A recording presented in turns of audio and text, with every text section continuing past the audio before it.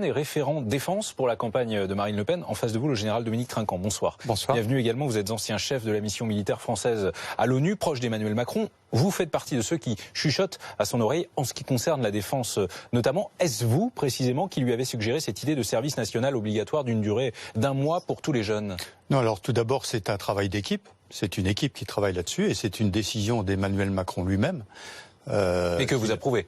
Que j'approuve tout à fait, bien sûr. La question, pourquoi 1 mois? C'est simple. Alors pourquoi 1 mois? C'est assez simple. Il ne s'agit pas d'un service militaire, il s'agit d'un service citoyen. Alors quand j'en vois d'autres qui proposent un service de 3 mois pour former des militaires, moi qui suis militaire, je suis un peu interloqué. On ne fait pas des militaires en 3 mois. En revanche, des citoyens, est-ce que 1 mois, 2 mois, 3 mois, 4 mois sont nécessaires? Est-ce que c'est pas une colonie de vacances, pour reprendre le terme de François Fillon? Est-ce que c'est pas anecdotique en d'autres termes? Non, alors l'ironie sur la colonie de vacances vient en particulier de ceux qui n'ont pas prévu de faire un service national. Donc forcément, quand quelqu'un propose quelque chose, la meilleure façon, c'est de le détruire. Donc par l'ironie, on y arrive assez facilement. Pourquoi 1 mois? Il y a aussi un aspect financier derrière cette affaire-là. Un service militaire de 3 mois ou de 4 mois et un service national d'1 mois, ça n'a pas exactement le même coût. Je rappelle que Emmanuel Macron a proposé ce service d'1 mois en dehors des 2% du PIB aussi. Mais pourquoi ne pas l'inscrire dans le programme éducation plutôt que dans le programme défense dans ce cas-là, si c'est pas un service militaire? Alors non, mais vous avez raison. L'éducation doit y jouer un rôle important. Et si on parle d'une structure militaire, d'une organisation qui pourrait reposer sur les armées, quand on parle des armées, on parle de la garde nationale, on parle de tout. Bien sûr, pas uniquement des militaires d'active. C'est une structure, mais ça ne veut pas dire que ce ne doit pas être interministériel, ne pas faire intervenir ce qui existe déjà, le service civique, le service militaire volontaire, le service militaire adapté, toutes formes qui aujourd'hui sont complètement éclatées. Il s'agit de réorganiser tout ça et de donner un sens à un moment important dans la vie des jeunes gens et des jeunes filles français. Jérôme Rivière, je rappelle que vous êtes membre du conseil stratégique du FN, référent défense pour la campagne de Marine Le Pen, qui propose, elle, un service militaire de 3 mois. On ne fait pas, dit le général Trinquant, un militaire en 3 mois. Que lui répondez-vous? Conseil stratégique de Marine Le Pen, candidate à l'élection présidentielle, pas du Front National. Ce que nous proposons, c'est un service à la nation.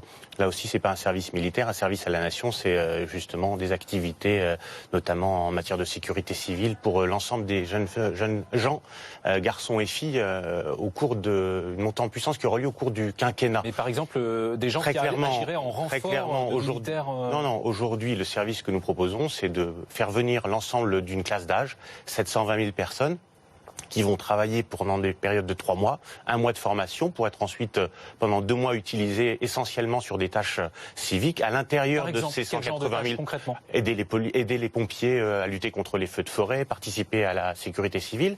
Et à l'intérieur de ces 180 000 personnes, puisque si vous divisez 720 000 par les trimestres, ça fait 180 000 personnes, identifier 10 000 personnes, 10 000 jeunes gens et jeunes femmes qui seraient formés pour porter des armes.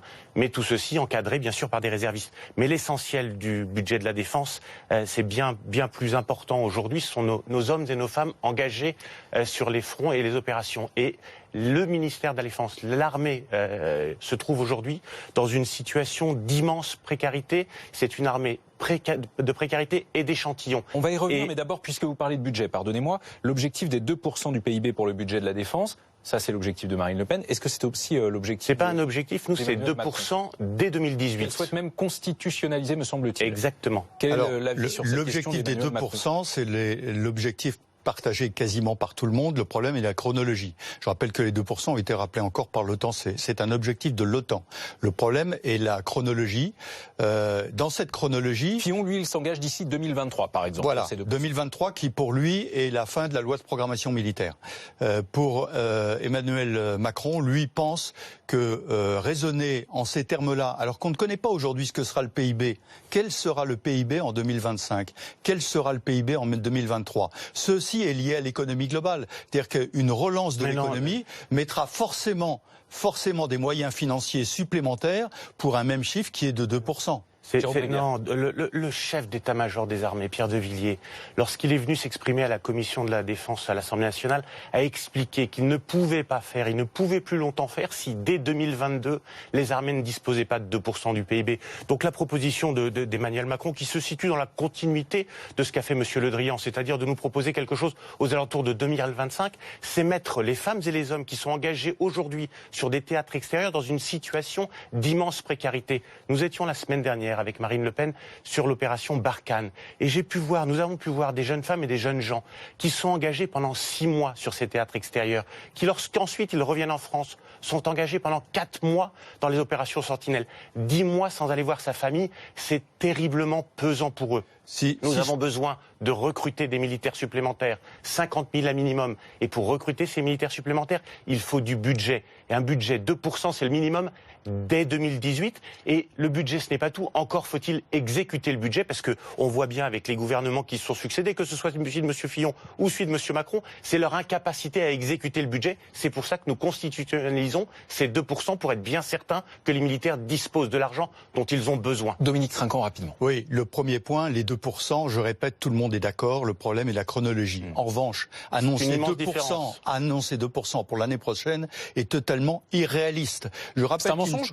Mais bien, je rappelle que mettre de l'argent à disposition, ça n'est pas fait pour faire plaisir de mettre de l'argent à disposition, il faut qu'il soit dépensé. Or aujourd'hui, 2% du budget en 2018, l'année prochaine, c'est impensable dans le domaine des équipements particuliers. Je rappelle que des équipements, il faut les construire, il faut les établir. Il y a des lacunes à combler pour les pauvres militaires. C'est pas uniquement, croyez-moi, c'est pas uniquement des équipements. C'est pas uniquement des équipements dont les militaires ont besoin. Puisque le chef d'état-major a été cité, le chef d'état-major n'a jamais demandé 2% en 2018. Non, il l'a demandé en 2022 en disant que c'était indispensable. Vous l'évoquiez en 2018. Jérôme Rivière, vous l'évoquiez. La défense, c'est aussi d'une certaine manière l'avenir de l'opération Sentinelle, que François Fillon, pour revenir à lui, puisqu'il s'est exprimé sur la question ce soir, veut reconfigurer. Elle a mobilisé jusqu'à 11 000 soldats. Il propose notamment de retirer aux militaires les missions de garde statique et de les concentrer sur des missions d'intervention ponctuelles qui leur permettraient de se porter immédiatement sur les points sensibles. On a vu au Carrousel du Louvre, comme à Orly, que les militaires de l'opération Sentinelle représentaient autant de cibles potentielles. À quoi sert ce dispositif,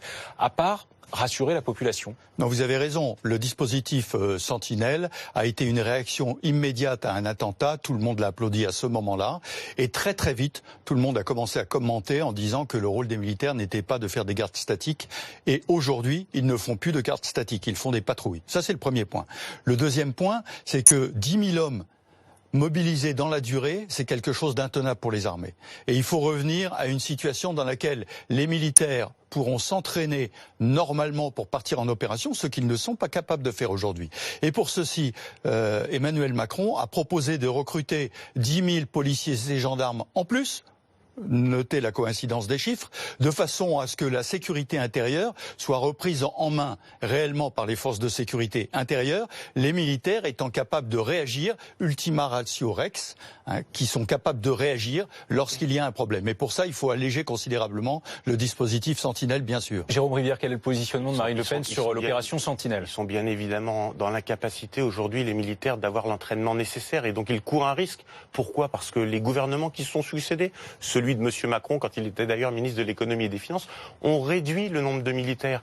Nous proposons, Marine Le Pen propose d'immédiatement embaucher 50 000 militaires supplémentaires pour que nous retrouvions le niveau des armées tel qu'il était en 2012, ce qui permettrait d'avoir des militaires à disposition pour pouvoir faire leur entraînement et lorsqu'ils vont en OPEX se retrouver en situation de faire face aux missions qui sont les leurs. Derrière, effectivement, l'opération Sentinelle n'est pas une opération qui dans la durée doit être une opération militaire. C'est pour ça que je vous rappelais au début de notre entretien que dans le cadre de ces services à la nation, 10 000 jeunes gens et jeunes femmes seraient identifiés et formés pour pouvoir porter des armes et justement suppléer aux gardes statiques. Merci à tous les deux d'avoir accepté ce débat dans Week-end Direct sur BFM TV. Je rappelle, puisque l'on parle de politique, nous sommes à 4 jours du grand débat pour la première fois dans le cadre d'une campagne